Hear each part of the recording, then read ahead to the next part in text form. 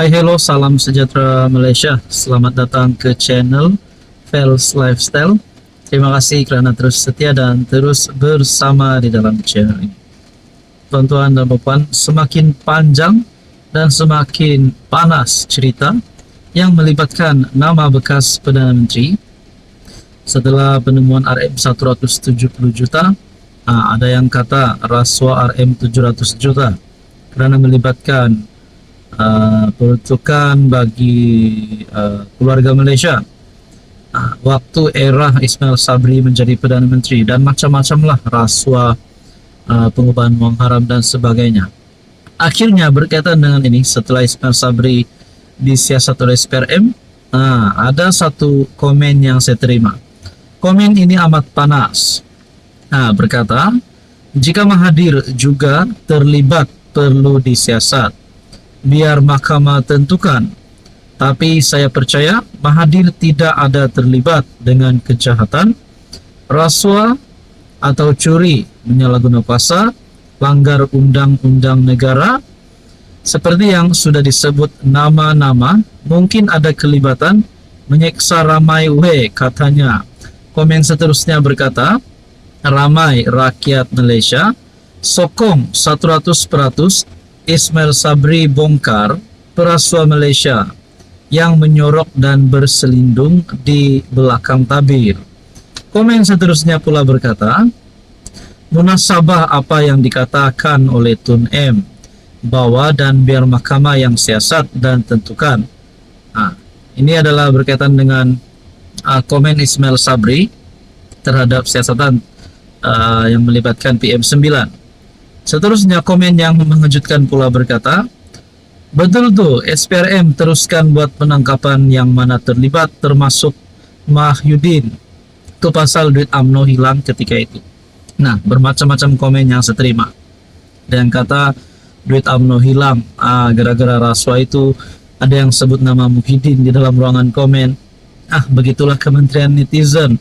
Ada saja komen. Tapi pada akhirnya kita nantikan apa sebenarnya yang berlaku, apa sebenarnya di sebalik siasatan terhadap Ismail Sabri.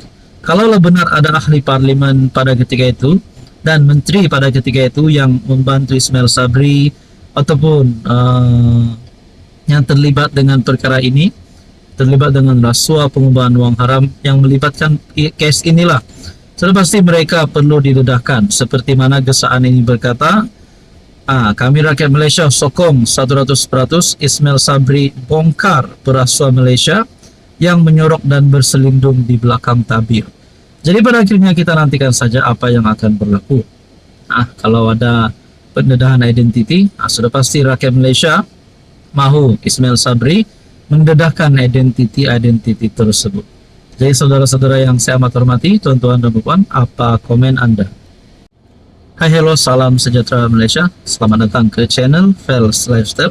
Terima kasih kerana terus setia dan terus bersama di dalam channel ini. Saudara-saudara, sebelum kita teruskan, di sini saya ada selitkan beberapa jenis produk.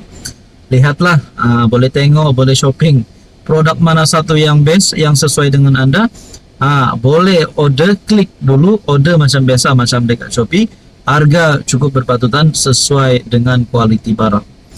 Oke, baik saudara-saudara, antara perkara-perkara di depan yang menjadi antara pilihan raya yang menjadi penantian seluruh rakyat Malaysia, terutamanya kepimpinan politik daripada pembangkang, daripada blok kerajaan, adalah PRK Dun Air Kuning. Akhirnya Perikatan Nasional dalam satu keputusan, PN umum calon PRK Dun Air Kuning selepas 20 Mac. Saya tertanya-tanyalah bagi PRK Dun Air Kuning. Kita imbas kembali pada PRU 15 yang lepas, di mana KJ antara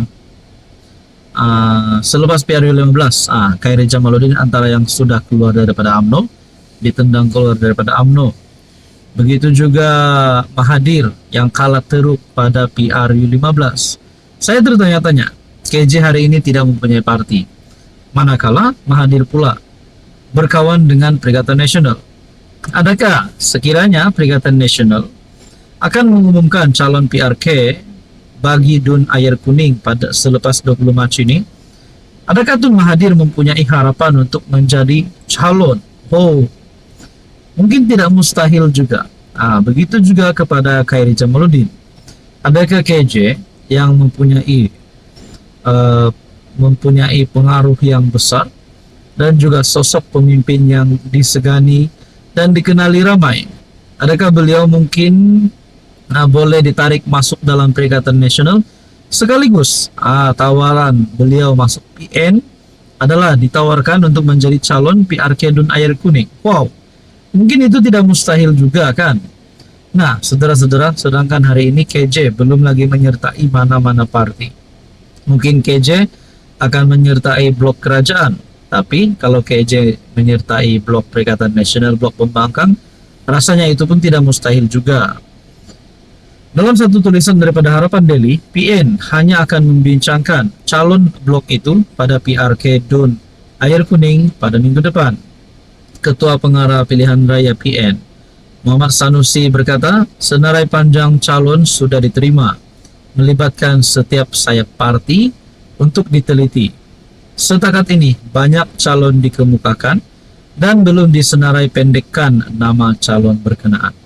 Jadi teman-teman dan puan, menurut Anda melalui komen saya sebentar tadi, KJ ataupun Mahathir, adakah mereka mempunyai harapan untuk jadi calon bagi PRK Dun Air Kuning ini, ataupun mungkin menjadi calon bagi PRK seterusnya, ataupun mungkin mereka berdua ini buat parti baru saja? Oh, mungkin bersama dengan Syed Saddiq rasanya, ataupun mungkin bersama dengan Hisham Jalil, ataupun mungkin Hishamuddin Husin. Nah, saudara-saudara, berkaitan dengan ini apa komen Anda? Hai, hello, salam sejahtera Malaysia. Selamat datang ke channel Fels Lifestyle.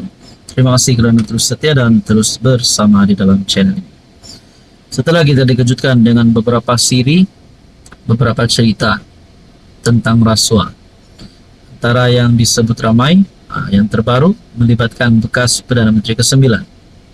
Jadi beberapa beberapa episod rasuah yang sudah kita dengar, bukan setiap hari, tapi hampir setiap masa ada saja berita tentang rasuah. Setelah pendedahan mengejutkan yang melibatkan bekas Perdana Menteri ke-9, rupanya selain PM9 yang disiasat, satu lagi pendedahan terbaru. Gempar, SPRM sahkan 2 kertas siasatan dibuka terhadap Sapura.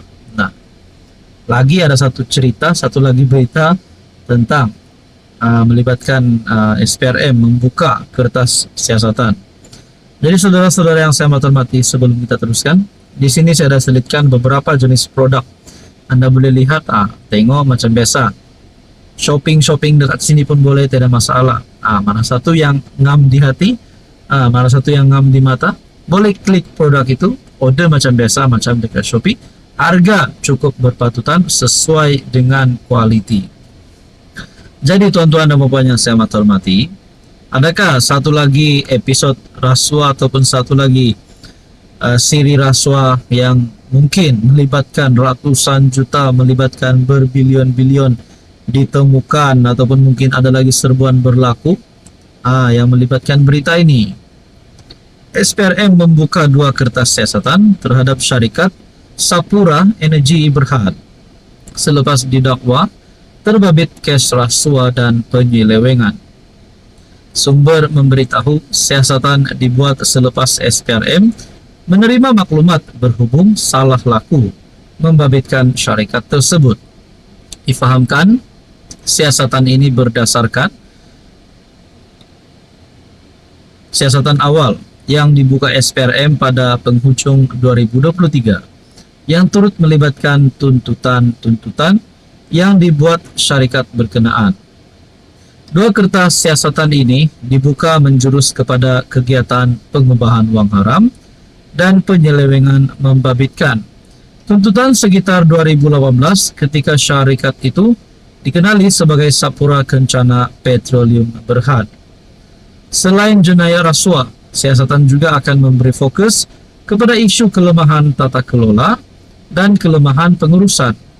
Sementara itu, Ketua Pesuruhjaya SPRM Tan Sri Azam Baki mengesahkan perkara itu, memaklumkan kertas siasatan dibuka mengikut Akta SPRM 2009 dan Akta Pencegahan Uang Haram dan Pencegahan Pembiayaan Keganasan EMLATF PUAA 2001.